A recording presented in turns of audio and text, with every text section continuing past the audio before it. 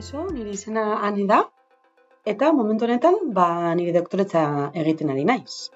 BC3 ikerketa taldean lanean ari naiz, proiektu batean, eta BC3 bada klima aldaketa ikertzen duen zentru bat.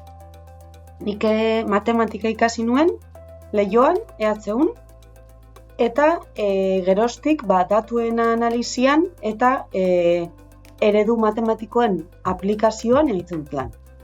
Momentu honetan, lehen esan bezala, BC3ko proiektu batean lan egiten ari naiz, eta proiektu honetan egiten duguna da beroaren ondorioak ikertu osasunean.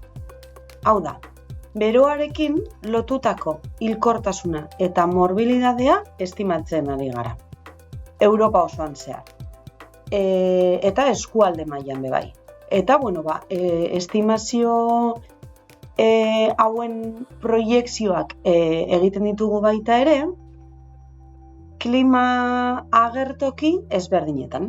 Bai, hau da, etorkizunean, bai, epe laburrean zein epe luzera, temperaturaren egoeraren eraginez izango ditugun hilkortasun tasa eta hospitalizazio kopurua estimatzen du.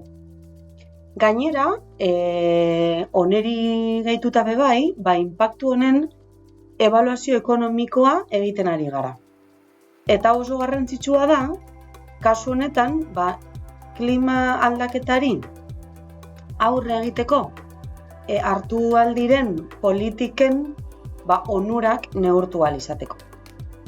Eta, ikusten duzuenez, ikerketa hau, disiplinarteko ikerketa bat da, bai matematika, bai osasuna, bai ekonomia, eta orokorrean, klima aldaketari dagokionez, eta BC3 ikerketa zentru honetan ere bai,